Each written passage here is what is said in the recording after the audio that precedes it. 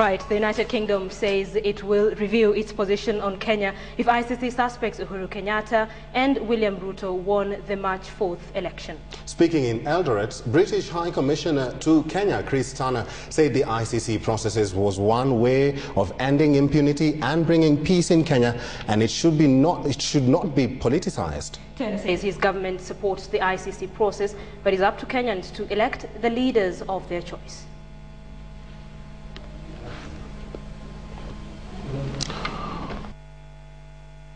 In a little while, but let's now go to politics. But as Britain fired the warning shot, Jubilee leaders intensified their campaigns for the top seat. The leaders began campaigns in Vice President Kalonzo Musyoka's Lower Eastern backyard with a pledge to alleviate poverty in the semi-arid region.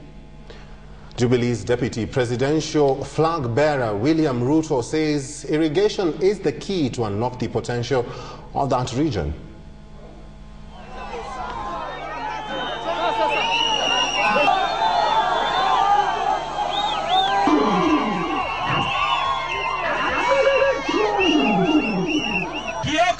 Kivanguli wa Kivatu na Ngelesi. Into brackets MPT. Sana, mkiangalia hii sehemu zetu, hakuna maji, hakuna university, hakuna kitu kingine. Tunataka Gideon, Kioko, Kivanguli wa Kivatu na Ngelesi.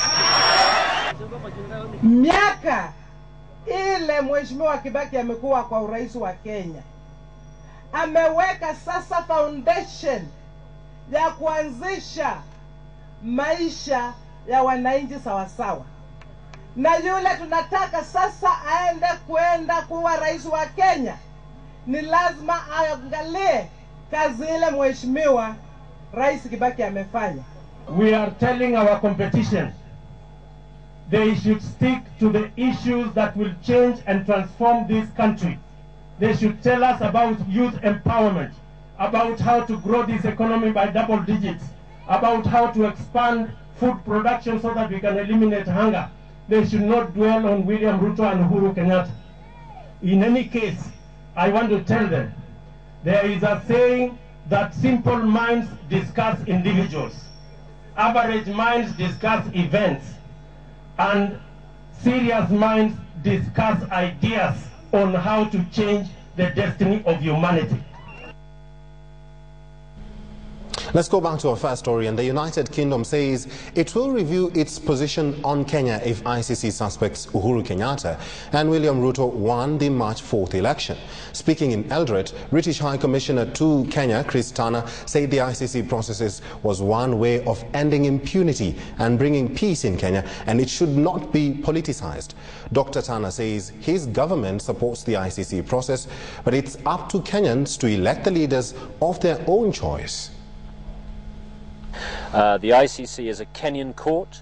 It was the Kenyan Parliament which sent the cases to the ICC, and we make no apology for an end to impunity and the rule of law, and that the victims of violence in 2008 have justice. Whether or not the position would be were Jubilee to win, I think we cross that bridge when we get to it. It is well known that the position of my government and others is that we do not have contact with ICC indictees unless it is essential. That is not a policy specific to Kenya. That is a global policy, and we have discussed it here with these elders in the emphasis on peace. Right, the government has directed that all public primary schools remain closed on Thursday to allow political parties conduct their nominations. The Independent Electoral and Boundaries Commission had proposed that political parties use primary schools to conduct the nominations, which are scheduled for Thursday. Meanwhile, the Inspector General of Police, David Kimayo, has said that at least 66,000 police officers will be deployed to provide security during the exercise. And as KTN's Rita Tinina now reports, the police are treating the nomination process and exercise as a mock election to test the preparedness of the police force for the March polls. With about 36 hours to go before parties conduct their primaries and the much-needed assurance over security concerns during Thursday's nomination exercise came from the country's top cop. The law enforcement agencies are prepared adequately. The Inspector General of Police was among guests during a consultative forum for political parties organized by the Independent Electoral and Boundaries Commission. He says each of the estimated 33,000 nomination centers will be manned by at least 2 police officers. And I'm very sure that we can be able to have 66,000 policemen and women. The March polls, the first under the new constitution, will be significant for the country, and the police say they will use the party primaries to test the waters in readiness for the real test on March 4th. It's a real mock exercise for the general election. If we are able to succeed and work tirelessly as a team and have a successful political parties election in Kenya today, this week, I'm 100% sure that we shall be able to have a free and fair general election on 4th of March 2013. The IBC had proposed that public schools suspend learning on Thursday to facilitate the nomination exercise. Children can close it, but they don't go home, but they're still in the schools for that one day, and that one day will be compensated for towards the end of the school term. This proposal was accepted by the Ministry of Education, and all public primary schools will now be closed on Thursday to pave way for the primaries. President Mwai Kibaki, speaking during the award of charter to the Technical University of Kenya, called for peace during the Thursday nomination exercise, urging the youth to shun attempts by politicians to use them as agents of violence. You have only this chance in your youth. You don't have another. Don't waste that time. Political parties have signed on the dotted line, committing to abide by the Electoral Code of Conduct. In the security strategy for the elections, the police say they are keeping a close eye on certain violence-prone areas and are planning how to keep peace on election day at all vote and tallying centers. We have also come up with the issues of hotspot areas, the areas that we think that they are hotspot in some of these issues, and how we are going to mitigate on some of those areas. But despite the assurance by the police, the Election Observers Group expressed concern over what it termed as sporadic cases of violence ahead of the nominations. These are worrying trends, and we do not want to see a repeat of the same on the 17th. The group, which is a coalition of faith-based and civil society organizations, says it has been observing campaigns and will release its report on Friday. Rita Tinina, KTN. Well, then that story brings us to a big question tonight, and we are asking you, do you support the closure of public schools for party nomination? The question again, do you support the closure of public schools for party nomination? Send a brief comments beginning with a yes or no to our SMS number 8040. And of course, we will be sampling some of those comments at the end of this live newscast. Let's go on. And all mayors and councillors working in councils across the country are expected to vacate their offices and clear with their respective councils with immediate effect. The Minister for Local Government, Paul Otuoma, has dissolved all councils as per the Constitution. Other council staff are expected to be dissolved into the new county governments after the March 4th general election.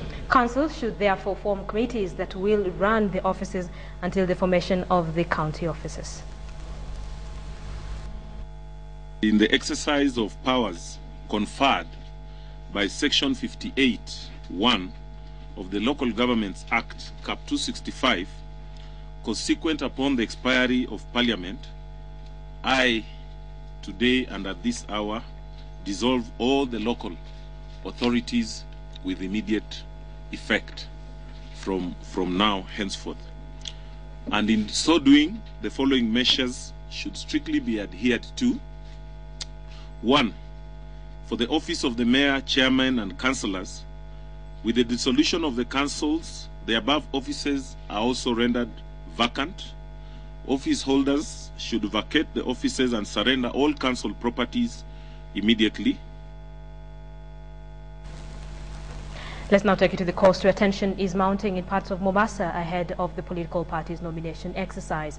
According to the County Commissioner Nelson Marwa, some politicians have mobilized the youth to instigate violence and terrorize their opponents, particularly in Kisauni and Mvita constituencies. And as KTN's Ferdinand Omondi reports, IEBC has banned campaigns in the identified area after 6 p.m. Mombasa County is on high alert following reports of organized hooliganism ahead of the forthcoming nominations exercise.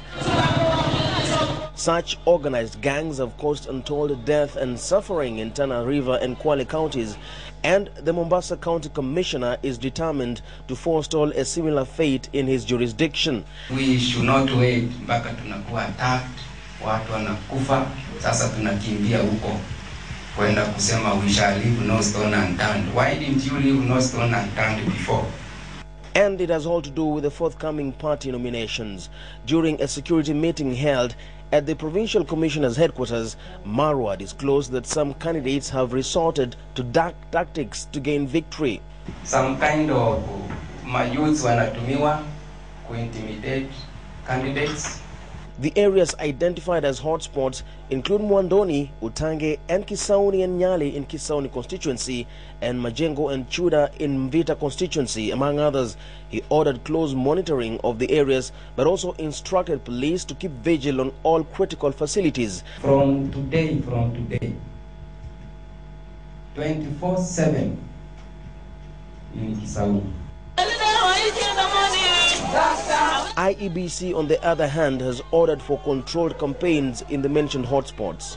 Tumekubaliana zile area ambazo zimetajwa na Bwana Marwa hakutafanywa campaign baada ya saa 12. The Mombasa County Peace Strategy meeting included senior members of the police force, the provincial administration, peace monitors, peace committees, the clergy, and the IEBC. Political parties have stressed that the nomination exercise will be free and fair, but it appears that on the ground some candidates are laying down the foundations for the opposite. Whatever happens, the priority for the security apparatus will be to ensure that peace and stability is maintained for the ordinary Mwananchi. Ferdinand Omondi, KTN, Mombasa. We're still in Mombasa, and police have recovered more than 2 tons of ivory at the port of Mombasa. Police say the ivory worth more than 100 million shillings was destined for Indonesia. The Asian region has offered lucrative market for illegal ivory from Kenya. More than 20 tons of ivory originating from Africa have been recovered in Asia in the last 12 months alone. The catch made at the Kilindini harbour today follows the recent killings of 11 elephants in Tsavo National Park. It is not clear yet whether the ivory seized includes those of the elephants killed in Tsavo.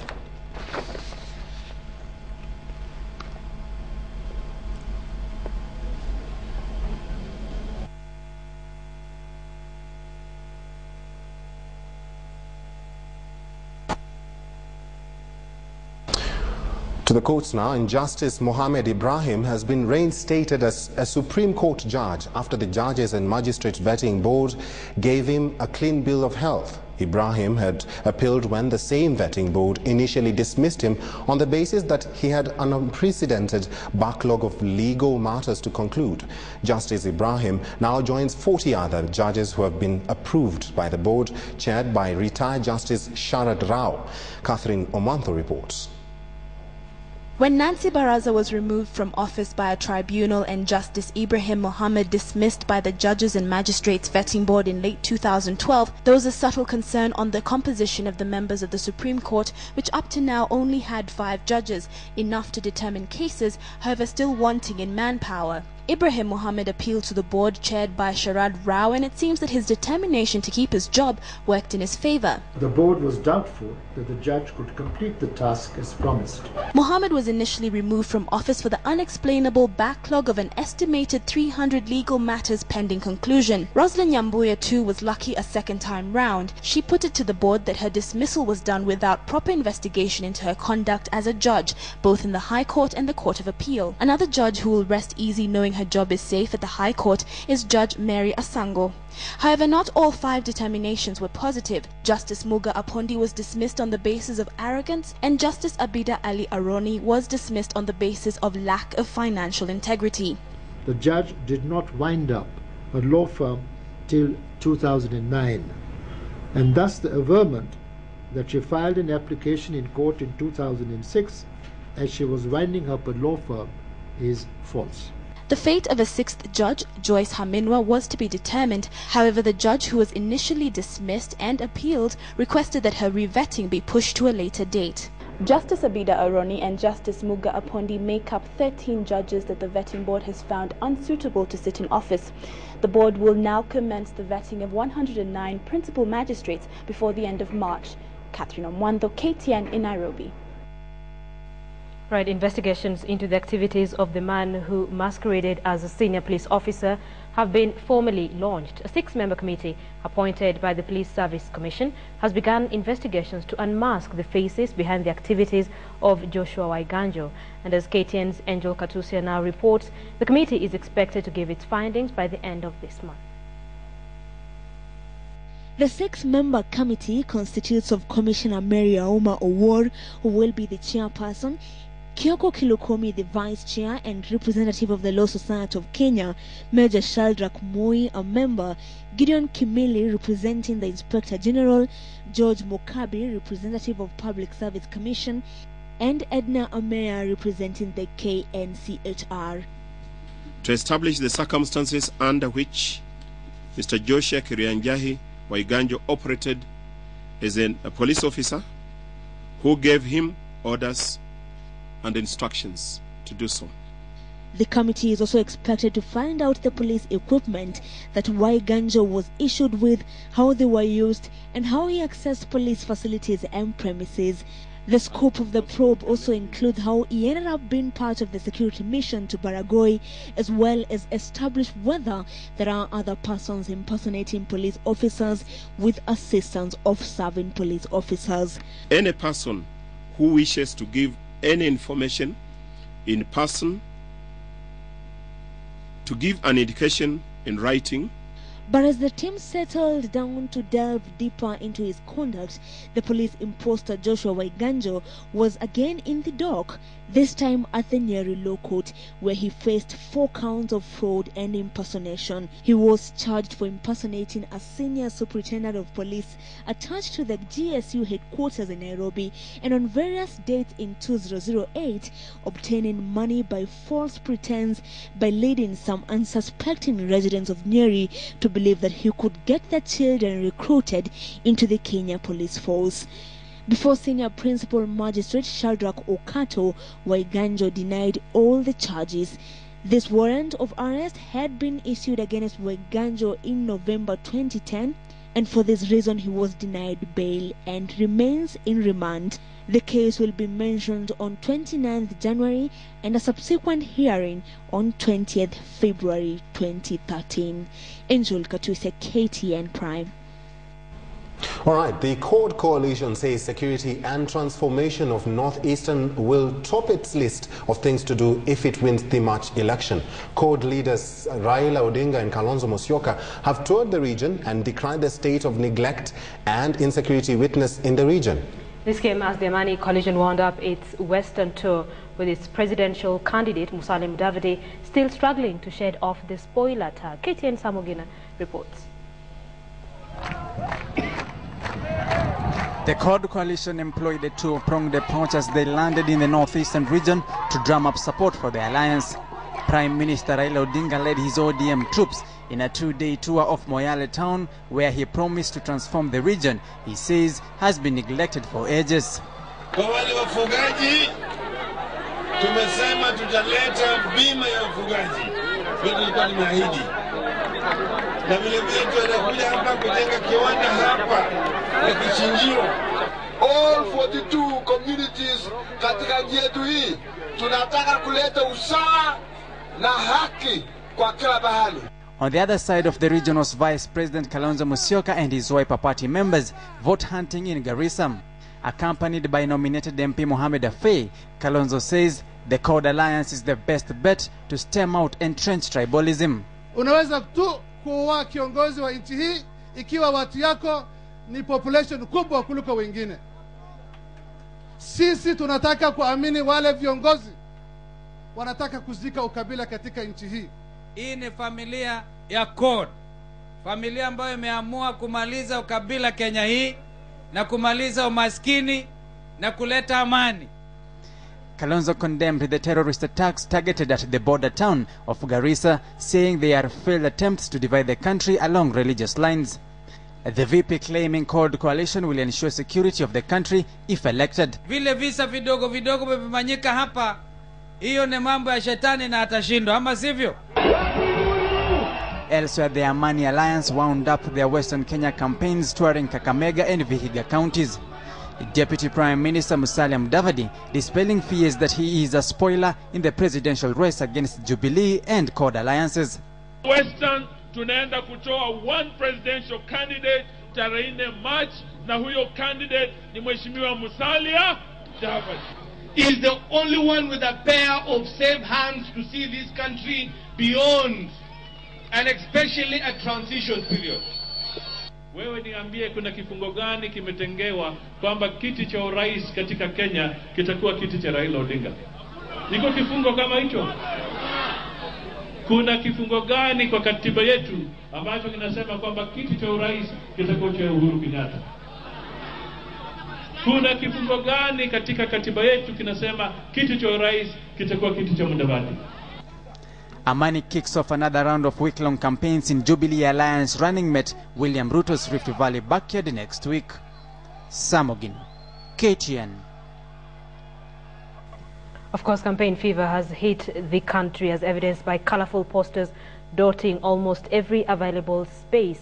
City residents have expressed concern, terming the posters an eyesore. Many now say the posters have little effect on who they will vote in, as they've already made up their minds.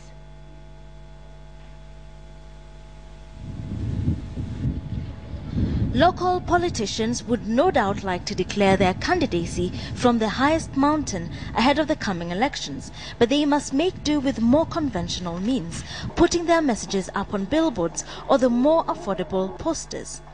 Almost everywhere one turns, one finds the faces of aspirants from benches across the city, on walls and crushed barriers, in underpasses, and in some cases flat on the road. Where posters have been forbidden, the aspirants and their supporters have resorted to the use of spray paint instead. It would seem that no place is safe from the campaigners, believed to operate under cover of darkness. Sio vizuri kwa sababu anachafua hapo tu kwa nje tu ya kioski. Na ni wanafaa ni kama mtu wako awape permission na.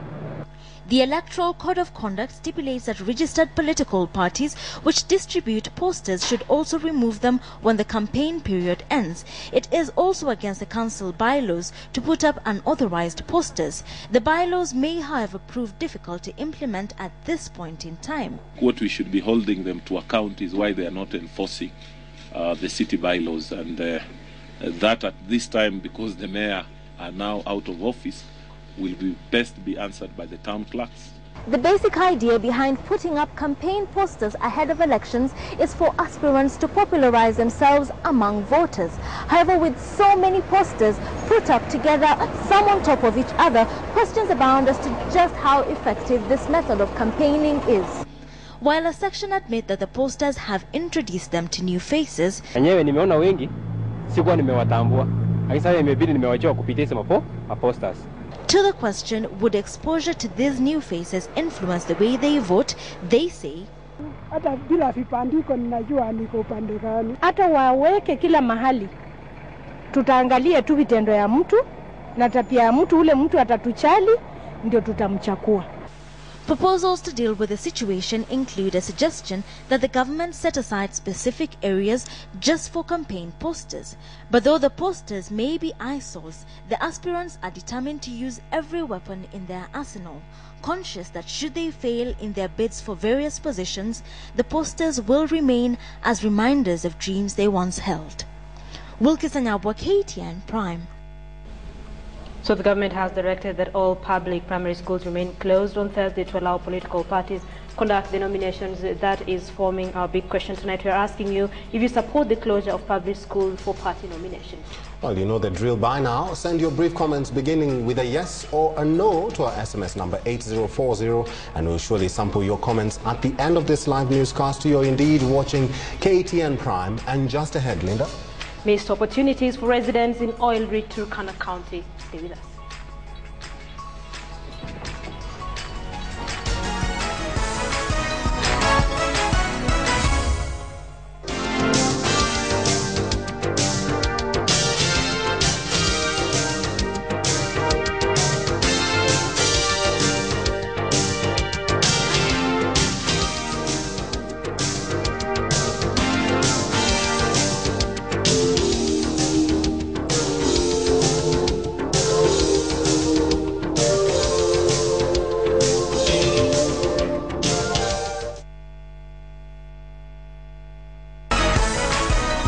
Which allows him a long list of parks, a bill he signed into law after denying members of parliament their 9.3 million gratuity package. But before we get into the details of that, let us now look at some of the new laws Kenyans woke up to. The first one being the Education Bill 2012. This is a bill which in its debate stages parked unrest among stakeholders. The president's assent to the bill now means that for the first time, parents who failed to take their children to school will be penalized. If found guilty, such parents will be asked to pay a fine not exceeding 100,000 shillings or spend a year in jail.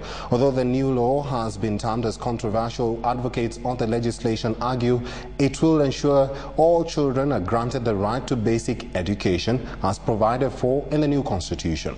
Now, President Kibaki also appended his signature on the Transition County Allocation of Revenue Bill 2012. Like you can see there, the Transition County Appropriation Bill 2013. These laws say that county governments will be allocated 6.8 billion shillings after the polls and before the next budget. The Commission on Revenue Allocation that strongly opposed the bills argued the law requires county governments to be allocated 15% of the total revenue collected. CRA warned that 6.8 billion did not meet this requirement and could lead to several counties stalling even before they begin operations. Well, while he stopped legislators from awarding themselves hefty send-offs, the president was not shy to grant himself some pretty expensive goodies. The Presidential Retirement Benefits Amendment Bill 2013 is now law. And what this means is that Kibaki and other retired presidents like Moi will receive a monthly pension of 560,000 and entertainment allowance of 105,000 and a list of other perks including armed security guards in his urban and rural homes, full medical and hospital cover locally and abroad, as well as a diplomatic passport for him and his spouse. Lastly, stakeholders in the sporting industry are also a happy lot. After the Sports Bill 2012 got signed into law, the law seeks to, among other things, streamline the administration of Kenyan sports.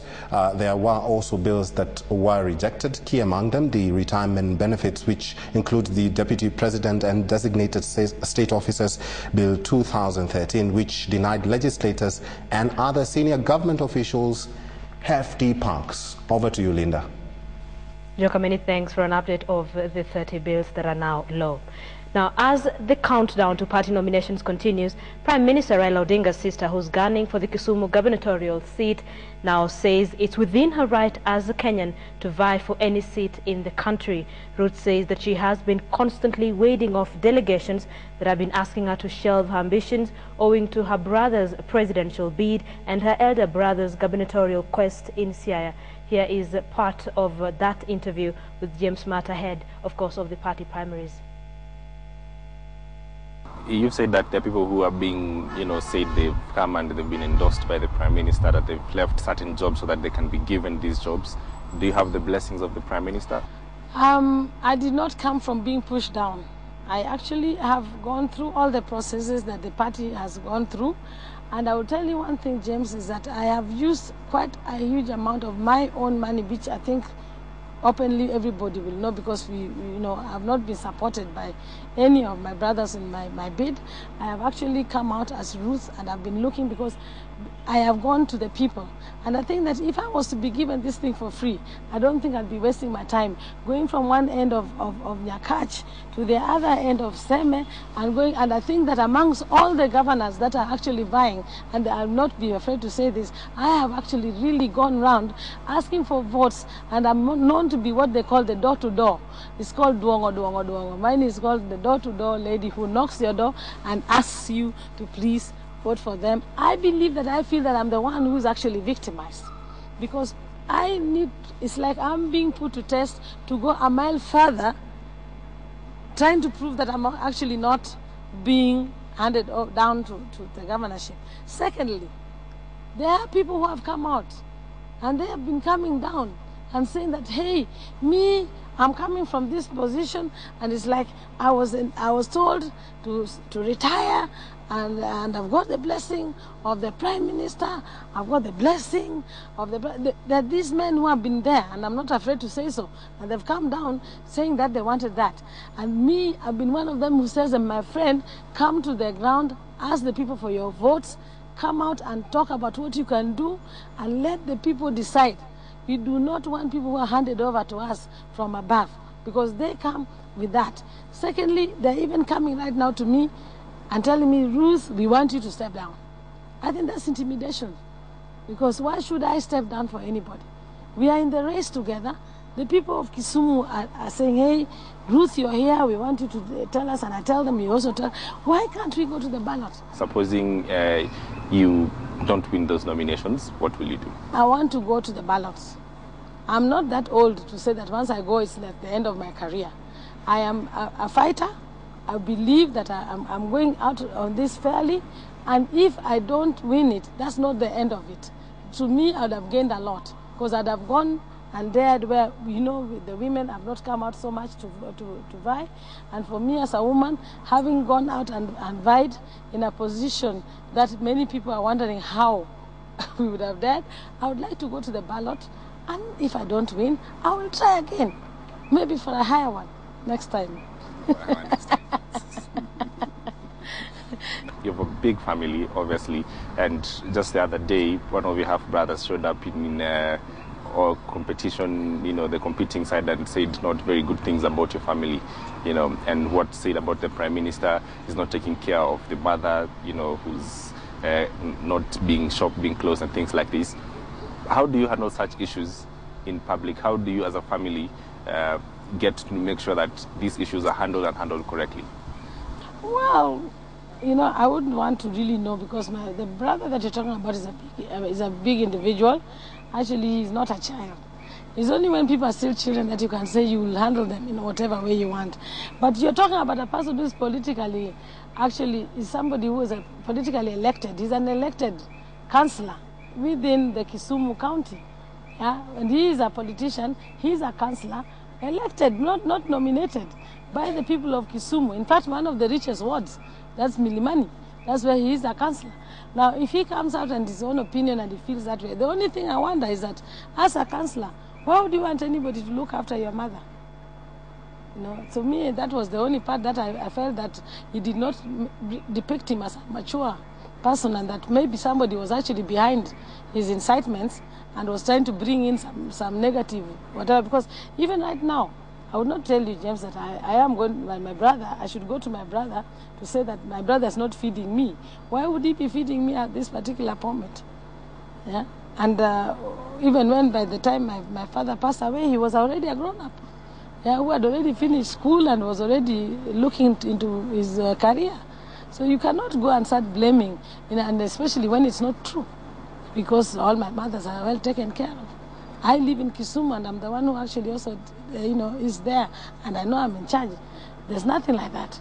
So I don't know, but somebody already who is unelected, and people have got enough faith in you to elect you as their councillor, I don't think coming out and making such statements, I would look at it as not having some political connotation or background, or somebody using him for their political needs. I don't think. So in as much as I dismissed it, And I think the whole of Kenya has more or less dismissed it. I've not seen anybody take it that serious. Because, you know, the reality on the ground does not augur with what he says, you know. Because the mother lives in one of the biggest, the family mansion, that is the Mzee's home, what we call Kisumu State House. That's where she's living. She's living comfortably, so I don't know what it means. KTN's James Smart there with Ruth Odinga, of course, saying that she's being asked to shelve ambitions owing to her brother's presidential bid. Of course, that's a very interesting interview that we will run between now and Thursday when the parties will be having their nominations. That is an interview you definitely do not want to miss. Now, March 2012 was a turning point for Lokichar, a little-known town in Turkana South. The announcement that oil had been discovered in the area was received with excitement as locals anticipated development change they associated with the discovery of the black gold. But as KTN's Masi Kandia reports from Lokichar, 1 year on and residents are now complaining about being sidelined in the oil exploration exercise and not reaping the fruits of their discovery. The discovery of oil was expected to transform the lives of many Turkana residents. The young generation especially, eager to move from a past of negative stunted development to a great future. The Turkana district has been lagging behind for over 50 years since the independence. We realized that it was our day of blessing. And since the oil was discovered, business in Lokichar has been booming, one building after another coming up, a county that has had another chance to pick itself up and match its development pace with that of other counties. But residents of Lokichar village say they are being sidelined with regard to the opportunities arising from the discovery. They tell me they feel shortchanged by the oil company. Sisi hapa tunakaa kama machokora.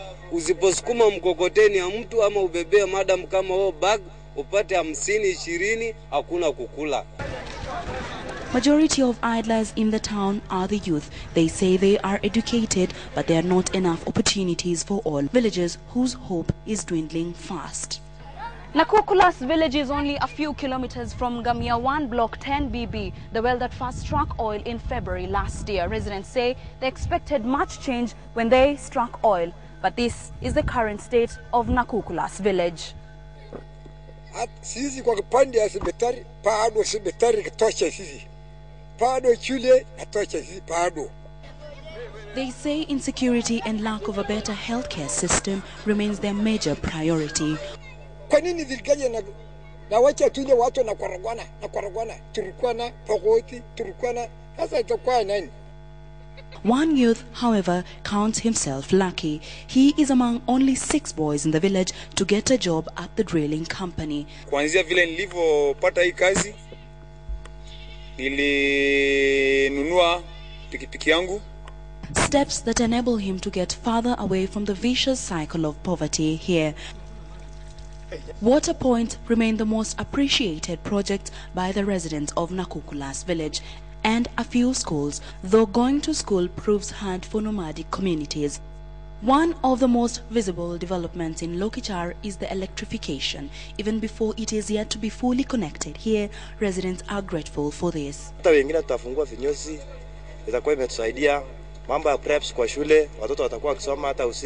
electricity connection will put Lokichar ahead of major towns like Lodwar that run on generators.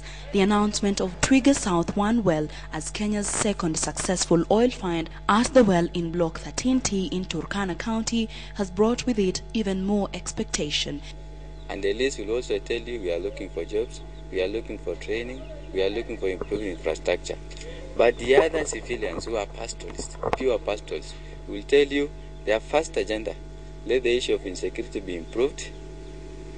The second agenda, they will tell you, let the discovery of oil improve, add their numbers of livestock. On our way to Twiga well, we meet this woman. She is among 16 Turkana residents paid 15,000 shillings a month by the oil company to stand beside the roads. Their job description is to chase children and goats away from the not-so-busy road, something the elite of Turkana say is intimidating the community.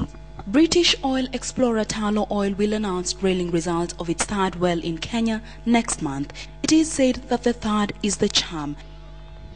And as the sun sets in Lokichar, residents hope that this third time around, real change and benefits will come their way.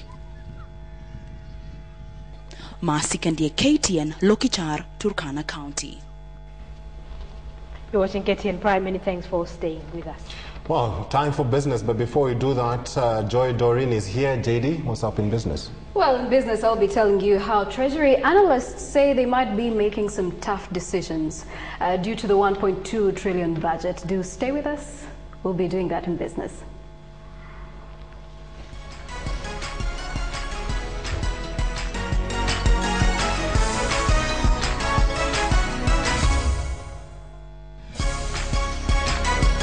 This particular nomination of party selection is a real mock exercise for the general election. If we are able to succeed and work tirelessly as a team and have a successful political party selection in Kenya today, this week, I'm 100% sure that we shall be able to have a free and fair general election on 4th of March 2013.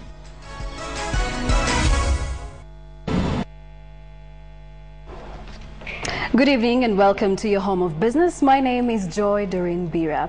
Treasury is likely to face a cash crunch following admission by the Kenya Revenue Authority that it will not be able to meet its target. With the national budget pegged at 1.2 trillion shillings, Treasury analysts say they will be forced to carry out tough balancing in the coming days. Michael Karanja has the details. At 1.2 trillion shillings, the 2012-2013 budget is the largest in the country's history. Primarily, a substantial amount was meant to go into constitution implementation projects, much so with setting up the devolved system of governance. But with the taxman only having managed to raise 380 billion shillings in the first half, it is still way off the mark in meeting its set-out targets of 881 billion shillings. The Treasury estimates that total revenue collection shall be about 956.9 billion shillings, but an unexpected jump in civil service pay as well as growing debt levels could deny government much needed revenues. Historically, it's been really predictable. Tax collection is going to be a certain proportion of your total GDP, plus or minus a couple of percentage points, decimals in that regard. So if you're going to say you're going to collect 1 trillion, then you're telling us that the economy is going to grow by, crazy amounts. So from the word go, we knew it was the forecasts were too rosy. Stimulating economic growth, asset sales and borrowing are among the tools left to the Treasury to generate much needed revenue. However, further borrowing could be counterproductive, with increased taxation a means of offsetting repayment terms. But analysts believe it's time economic policy makers entrusted the private sector to fuel future economic growth with enabling policies to grow the economy. We've got to find a way to starting to manage our government spending, because if your revenues are maxed out, then what you have is a spending problem as opposed to a revenues problem.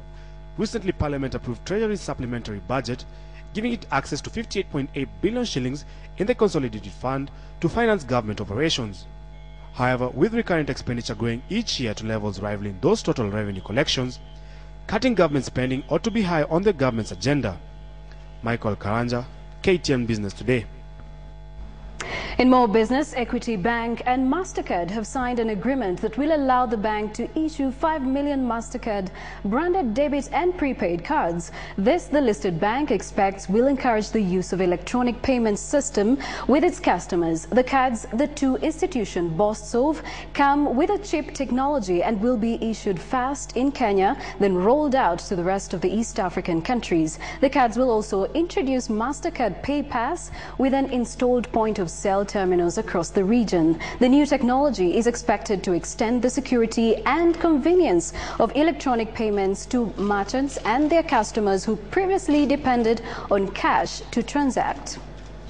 And then the signing ceremony with equity ourselves and Anatelco. So And Egerton University has been named the winners of the EAC Inter-University Social Media Challenge, an initiative of the Ministry of the East African Community. Dubbed Connect VUCA Border, the campaign utilized social media platforms, Twitter, Facebook and blogs to engage participating universities. Maseno University emerged runners-up, followed by Moi University and the University of Nairobi. The challenge was aimed at creating awareness among university students on the benefits of the East African community integration process, benefits and opportunities. During the campaign, students from competing universities held week-long sensitization activities at their respective institutions under the theme Connect, Interact, as well as Integrate.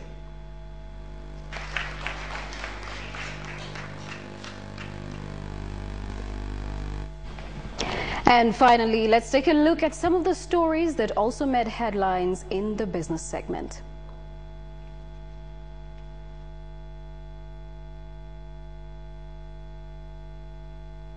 Kenya's main share index rose to a near two-year high this Tuesday, lifted by shares in the country's main power producer, Kenyan. The benchmark NSE 20 share index rose for the 10th straight session, adding a 1.4% to 4,474.68 points, a level last touched on January 28, 2011, when it closed at 4,497.14 points. Kenyan, the country's main power producer, lit up the market, gaining for a third straight session, this time by 6.5% to 11.50 shillings, as investors bet on anticipated growth in demand for power in East Africa's biggest economy. Amina Mohammed, Kenya's candidate for the post of the World Trade Organization Director General, has officially launched her campaign for the top global post. Nominated by the Kenya government, Mohammed currently serves as Deputy Director of United Nations Environmental Program. If elected, Amina would be the first African to play a key role in soothing the political deadlock over the Doha round of talks. Finally, a trade war looms between Kenya and Tanzania over the horticulture industry. This after a May 2011 ban Kenya imposed on Tanzania's cut flowers on transit through Jomo Kenyatta International Airport to overseas markets over pest risks that have since placed stringent rules for Kenyan products entering her market. Before the ban, more than 80% of Tanzania's horticulture export was airlifted through JKIA. However, the ban has affected flower markets in Kenya. Too, as the two countries enjoyed joint international profits by mixing different flower types. Tanzania is now required to sign a bilateral quarantine agreement if the ban is to be lifted. And to wind up tonight's business, here's how the money market performed this Tuesday.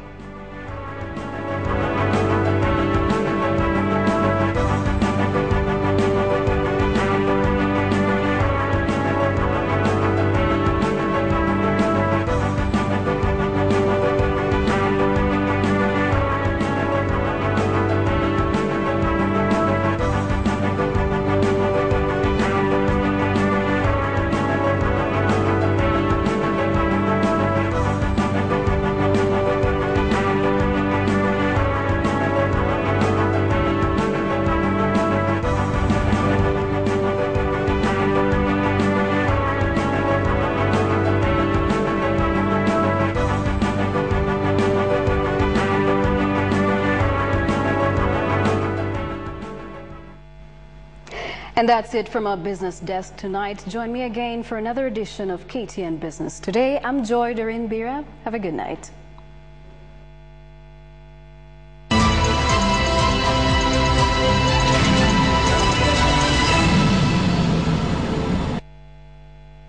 It's time now for KTN Sports Today. I am Nicholas Mudimba. We begin some Cold War in the Athletics Forum, where Athletics Kenya chairman Isaac Kiplagat has refuted claims that funds for the development of sports stadiums in the country have been misappropriated.